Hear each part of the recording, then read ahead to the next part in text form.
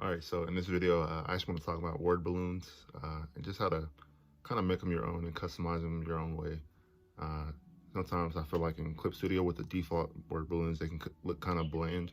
Uh, and for this manga style that I actually want to do for this comic book project, I want to try and make these word balloons just a little bit more fun, a little bit more creative, and I'll hop into the Clip Studio right now and just show you what I mean with that. So let's get to it. All right, I'm in Clip Studio. I'm recording.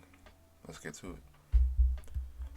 Okay, so I'm in Clip Studio. I got my first page up in the shadow of the sun, and here you can see I have my rough sketch done.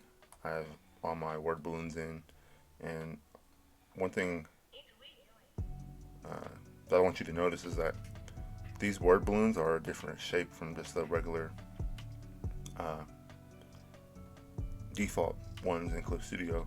And I did that because like I said in the beginning, I wanted these to be a little bit more in that manga style, in the sense that like the word balloons are usually more they're like hand drawn word balloons, right? And so I think when I try and use the default word balloons, they kind of look just like I said, bland.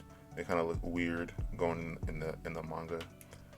Not that they're bad or anything, but I definitely think for this project that I want to kind of have that hand-drawn feel to the word balloons, just like I want for the comic. So let me show you how I actually did this. So real quick, what I'm actually going to do is turn off the word balloon layer all by themselves like that. And when you want to add a word balloon, you go down here to this balloon tool, and then you can select the ellipse balloon down here and just drag this in there and put it on the file like that. But like I said, I think this kind of word balloon just looks kind of bland in the comic. And so what I actually did is created my own hand-drawn looked feel with the balloon pen. And I kind of like that way better than the regular default tool anyway. And so what I did is, for these balloons down here, I just go in, and one thing about the balloon pen tool I found is that you have to kind of do it in one stroke of the pen. So kind of just do something like that, and I just mess with it until I get something that I like, basically. So I do something like this. I kind of want it to be a little bit thicker at the bottom, so that looks cool. And then I'll just add the balloon tail like this to show what character is talking. And I just find this to be a better way to do balloons, have that hand-drawn feel, that manga feel to it. And one thing with word balloons as well is I've noticed in manga and stuff is usually the balloons are at the top of the panel, and the characters and the illustrations are usually toward the bottom of the panel.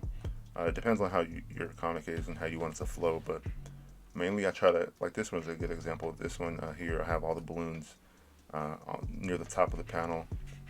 If I was going to add more balloons to this conversation, I would put more like up here, like that, and then like this, something like that, and it just kind of helps it flow like this way, you know.